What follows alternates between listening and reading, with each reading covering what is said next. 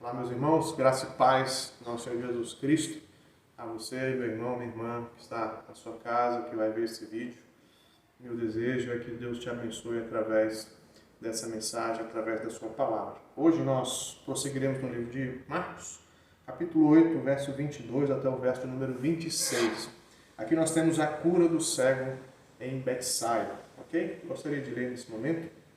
Peço que você acompanhe aí na sua escritura, na sua Bíblia, pegue a sua Bíblia e vamos ter um momento então na palavra do Senhor. Diz assim, capítulo 8, verso 22 ao verso 26 de Marcos. Então, chegaram a Betsaida. Ele trouxeram um cego, rogando-lhe que o tocasse.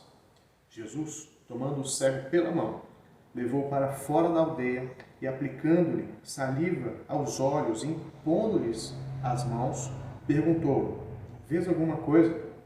Este, recobrando a vista, respondeu: vejo os homens, porque como árvore os vejo andando.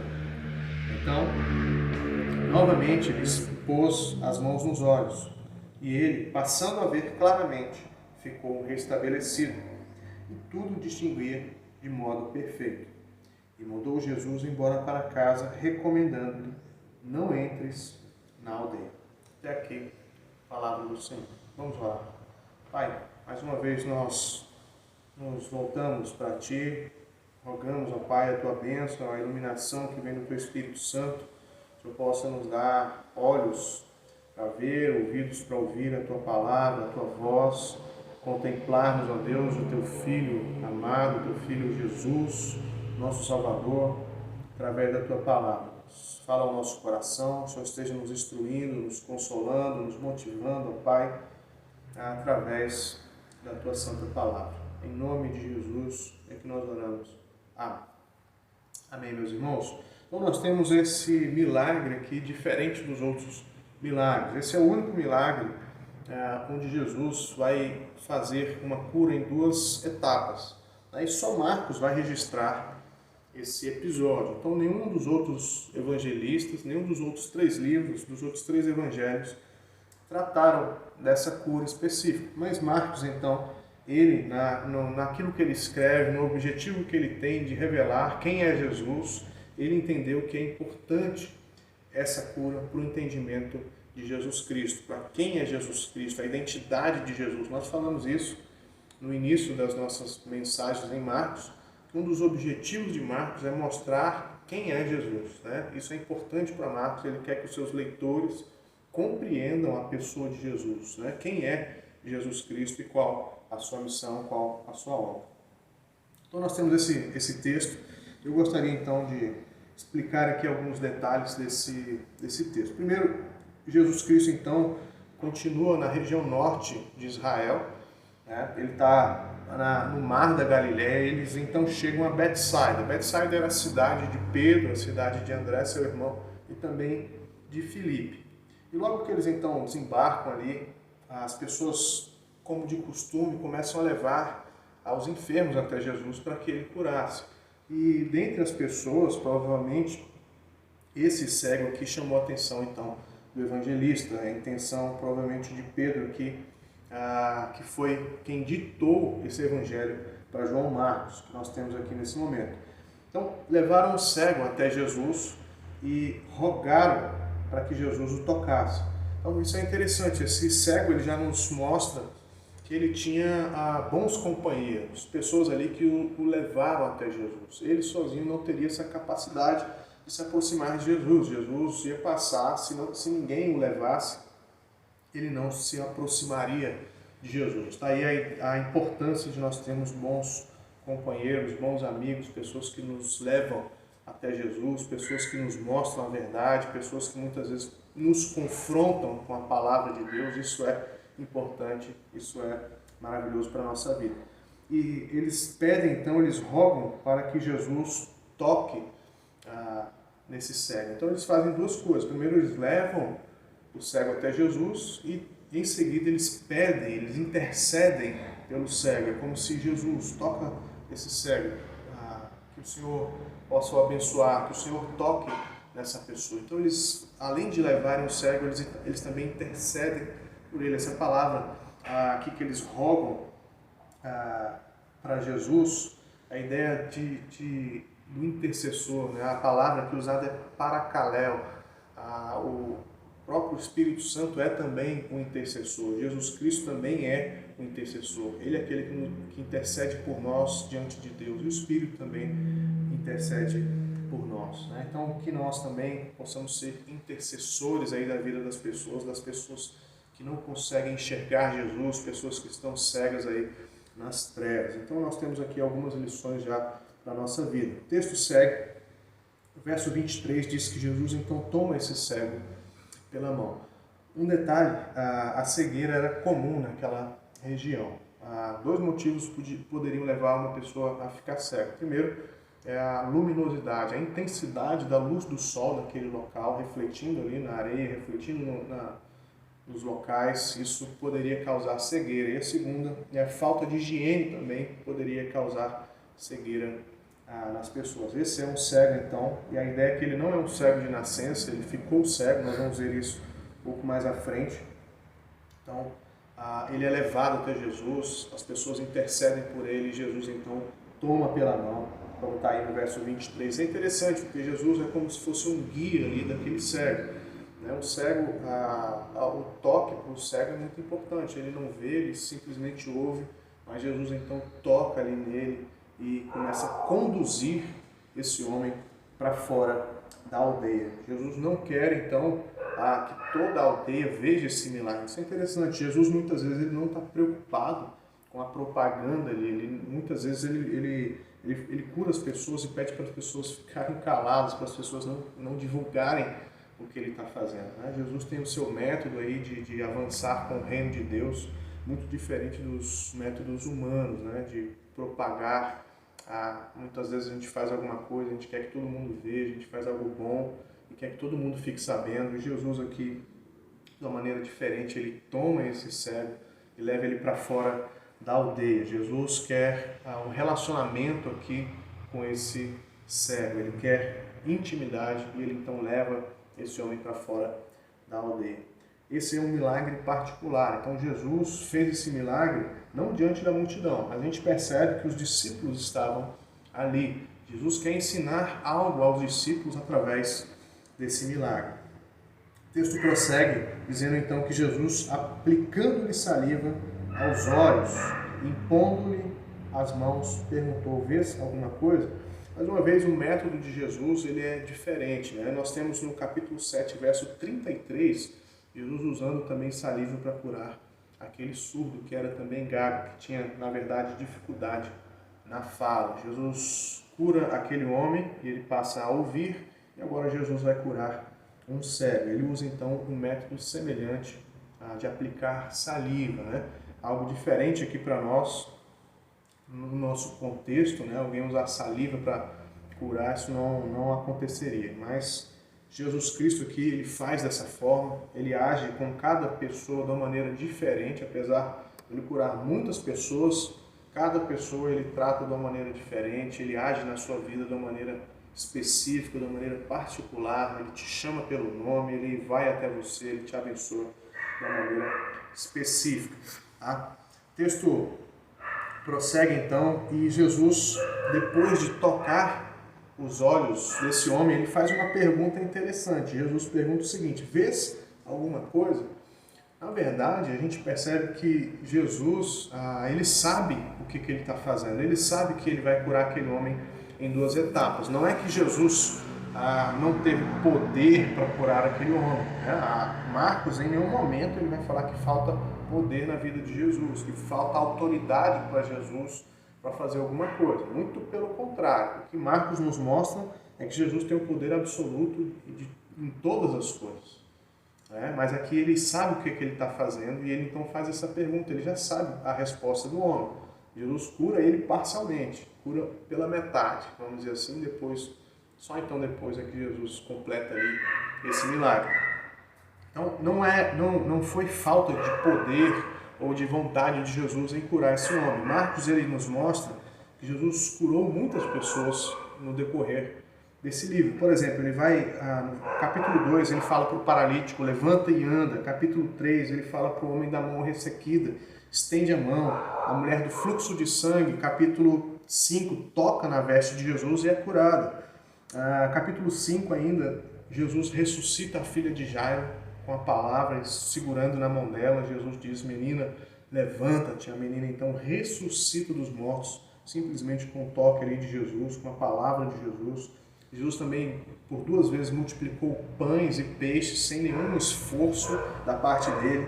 Jesus, no capítulo 7, ele expulsa um demônio à distância. A mulher Cirofenícia vem até ele, ele diz, pode ir, porque o demônio já saiu, a ordem já foi dada por Jesus ali de uma maneira espetacular. Capítulo 6 ainda nos mostra Jesus andando sobre as águas, algo também impossível, um milagre maravilhoso. Então a questão não é que Jesus não teve poder para curar esse cego de uma só vez. Ele quis curar esse cego em 2 etapas. Ele quer ensinar aos discípulos alguma coisa particular para que os discípulos então aprendessem. Então ele tira esse cego da aldeia, do meio da cidade, vai com os discípulos ali e efetua essa cura em 2 momentos. Então Jesus chega para ele, após tocar ali com saliva os seus olhos, pergunta, você está vendo alguma coisa? E a resposta desse homem também é interessante. Verso 24. Este, recobrando a vista, respondeu, vejo os homens, porque como árvores os vejo andando. É mais ou menos o seguinte, ele fala, olha, eu estou vendo as pessoas como árvores, mas essas árvores estão andando. Né? Então a visão dele estava turva ainda, a visão dele estava parcial, ele não conseguia distinguir os detalhes, estava ainda embaraçado. É interessante que a ideia que ele já havia enxergado, ele sabia o que eram árvores, né? Como eram as árvores aos olhos ali dele. Então a ideia é que ele ele perdeu a visão e depois agora Jesus está restabelecendo essa visão para ele aqui em 2 etapas. Então Jesus no primeiro momento, no primeiro toque de Jesus ali, a visão dele não foi totalmente restabelecida. E o texto prossegue. Verso 25, então, novamente lhe pôs as mãos nos olhos, e ele, passando a ver claramente, ficou restabelecido e tudo distinguia de modo perfeito. Então, no segundo toque de Jesus, só então é que esse homem vai ter a sua visão plenamente restabelecida. O texto fala então que após esse toque de Jesus, ele passou a ver claramente, e a palavra então continua dizendo ficou restabelecido, né? Ou seja, a visão que ele tinha antes, que foi perdida, agora foi restabelecida. Ele teve a sua visão novamente ali, plena, a visão clara. Ele então conseguia distinguir tudo de modo perfeito. Só agora então Jesus cura ele de uma maneira perfeita, de uma maneira plena aqui.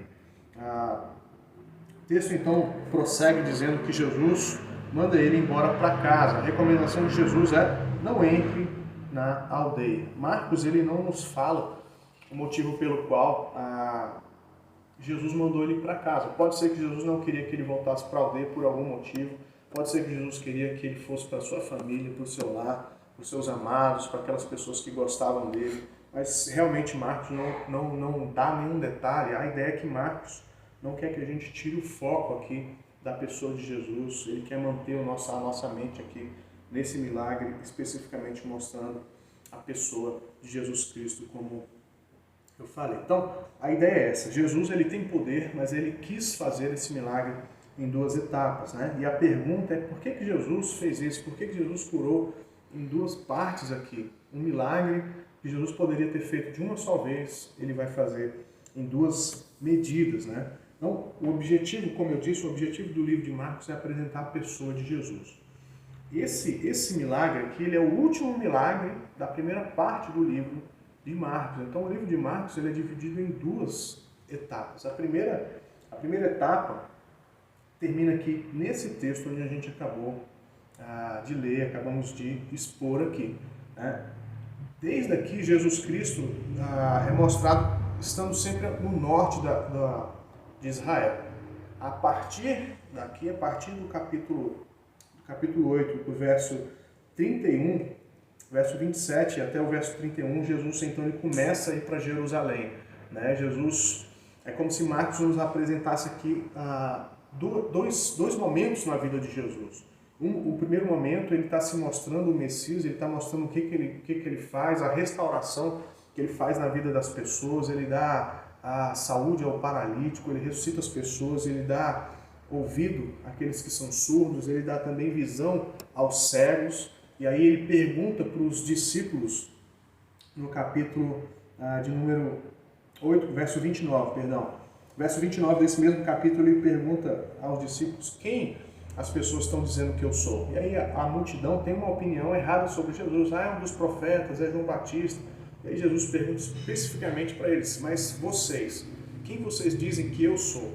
E aí Pedro então dá essa resposta maravilhosa, tu és o Cristo. Então é como se Jesus tomasse os discípulos ali, fosse ensinando eles ali gradualmente até eles conseguirem chegar nesse entendimento. E a gente percebe que eles têm dificuldade para entender quem é Jesus, mas agora Jesus Cristo é como se Jesus Cristo tivesse aberto ali os olhos deles, né? Então eles começaram a enxergar, assim como esses cegos, os discípulos começaram a enxergar, ele é o Cristo, ele é o prometido, ele é aquele que veio restaurar todas as coisas, ele é aquele que vai pisar na cabeça da serpente, ele é aquele que vai libertar o povo de Deus. Então eles entenderam isso.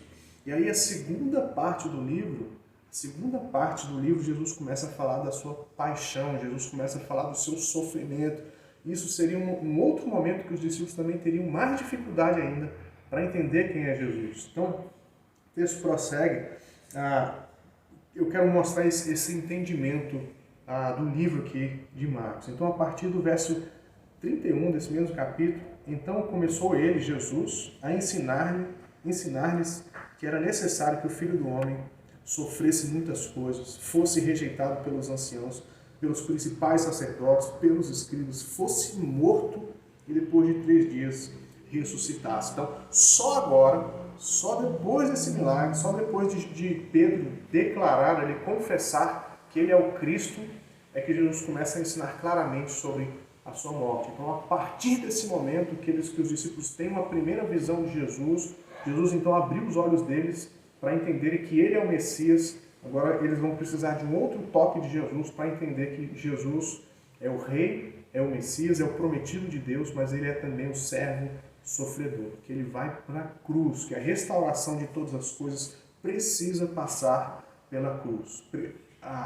O mundo, né, as pessoas, o povo de Deus precisa que os seus pecados sejam cancelados. Isso acontece na cruz. Então a cruz é necessária na vida de Jesus. E a gente só tem um entendimento correto sobre a pessoa de Jesus depois que a gente entende a cruz. Então a gente entende que ele é poderoso, a gente entende que ele é o prometido de Deus, mas se a gente não entender a cruz, se a gente não entender o que Jesus Cristo fez ali na cruz do Calvário, a gente não tem um entendimento correto sobre ele. Nós continuamos então cegos se não observarmos a cruz, observarmos ali o seu sofrimento, ele como aquele que veio servir os pecadores.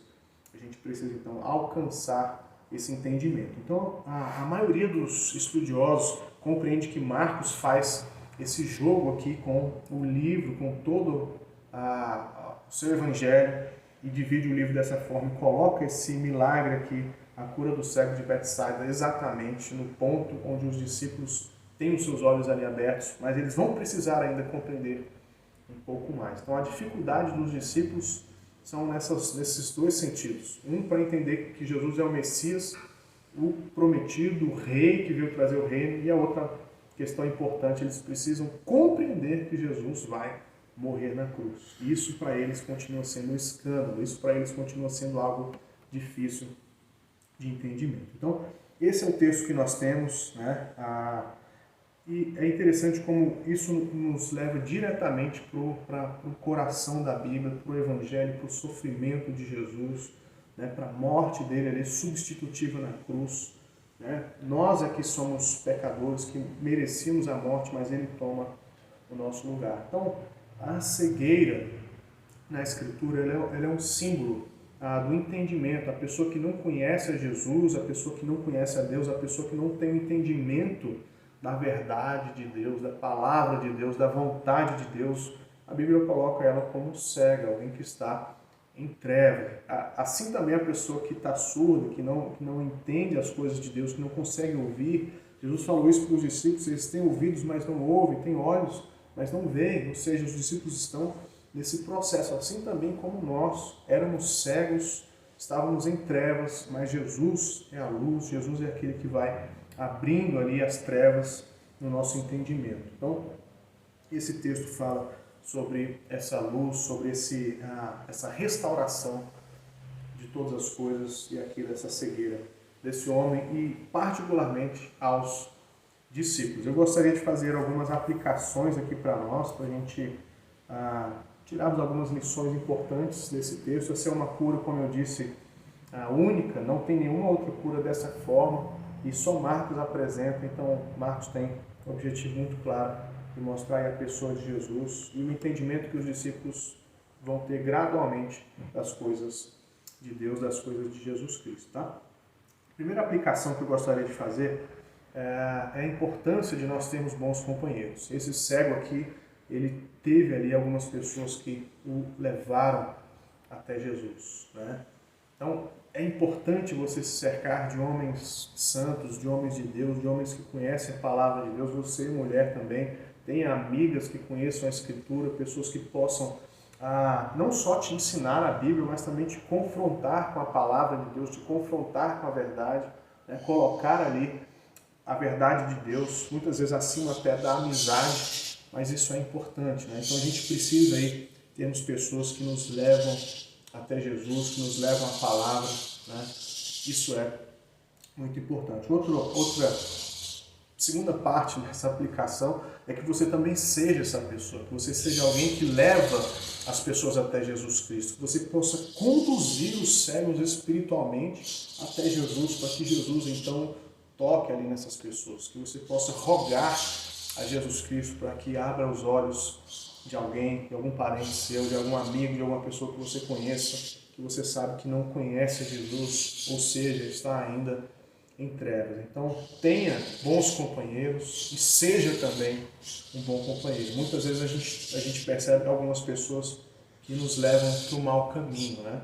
Que nos chamam para fazer coisas que não tem nada a ver, coisas muitas vezes pecaminosas, que isso não seja dessa forma. Então, a primeira aplicação, a importância aí de termos bons companheiros e também de sermos bons companheiros intercessores pela vida dos cegos. Segunda aplicação, a importância então de termos uma visão completa da verdade. Aqui, Jesus então faz esse milagre em duas etapas. Primeiro toque de Jesus, esse homem ele enxerga, mas não plenamente, a visão dele não foi totalmente restabelecida, mas após o segundo toque ele enxerga então todas as coisas com a maneira perfeita, ele enxerga claramente. Então, assim também que nós possamos ter uma visão plena das coisas, não simplesmente pedaços, metais, ou enxergamos um pouco, conhecemos um pouco da Escritura. Eu sei um pouco sobre quem é Jesus, eu conheço um pouco da palavra de Deus. Isso não deve ser assim.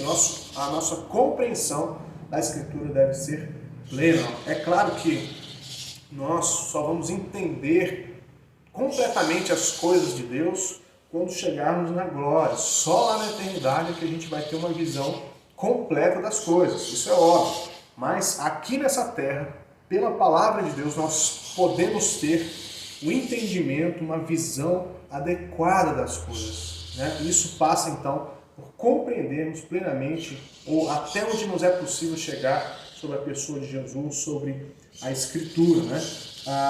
Como está, eu faço uma pergunta para você agora, como está a sua visão sobre a Escritura? Como está a sua compreensão das coisas de Deus?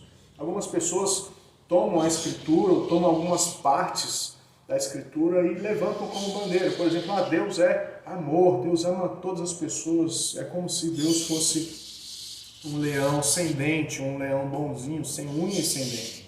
E não compreendem que Deus também vai julgar as pessoas, que Jesus Cristo vai voltar e vai julgar as pessoas, aquelas que não conheceram a Ele, aquelas que não se renderam a Ele, vão passar toda a eternidade longe de Deus em sofrimento. Então, é necessário termos uma visão completa das coisas, não simplesmente uma parte, mas toda ela. Então, a minha pergunta, mais uma vez, é essa: como está a sua visão, a sua compreensão das coisas espirituais? Você conhece um pouco só da Bíblia? Você tem interesse em conhecer mais da Escritura, em conhecer mais sobre as doutrinas da graça, sobre aquilo que Deus fez por nós, por pura graça, por amor, por compaixão? que a nossa vontade de conhecer seja cada vez maior, né? E a última pergunta que eu faço é essa: como está o seu entendimento, a sua visão sobre Jesus Cristo? Né? Será que você entende Jesus como um curandeiro apenas, como alguém que veio só curar as pessoas, só distribuir bênçãos, ou como aquele que vai morrer, o servo sofredor, aquele que vai dar a sua vida, aquele que ama as pessoas da maneira perfeita? Então, que nós também temos a compreensão aí adequada sobre Jesus Cristo. Então, mais uma vez, esse texto aqui nos mostra Jesus Cristo como o Rei dos Reis, mas ele é também o Rei que vai entregar a sua vida pelo seu povo. Esse é o grande mistério do Evangelho, esse é o grande mistério do universo. Né? Uma vez, um amigo meu de descendência árabe, de religião muçulmana, ele perguntou por que Jesus, uma pessoa tão boa, alguém que só fez o bem, alguém que curou, que fez milagres maravilhosos de compaixão para as pessoas, por que ele morreu numa cruz? Por que ele foi para aquela cruz? Por que ele morreu de uma forma tão dura? Né? A pergunta dele é o cerne do Evangelho. Eu respondi exatamente isso, porque ele nos ama, ele trocou de lugar conosco ali, ele foi para pagar os nossos pecados. Nós só temos a nossa vida restabelecida, a vida eterna, por causa do sacrifício de Jesus Cristo. Então nós só entendemos quem é Jesus quando olhamos para a cruz do Calvário. Que Deus te abençoe, que você tenha aí um domingo abençoado, uma semana abençoada pelo nosso Senhor Jesus. Deus abençoe. Vou dar aqui a bênção apostólica, mesmo aqui nesse momento. E agora, amados, que a graça do nosso Senhor Jesus Cristo, o amor de Deus, nosso eterno Pai, e a consolação, a intercessão, a bênção do Espírito Santo esteja sobre a sua vida e sobre todo o povo de Deus, espalhado pela face da terra, pelos séculos dos séculos. Amém. Amém. Amém. Um beijo no seu coração.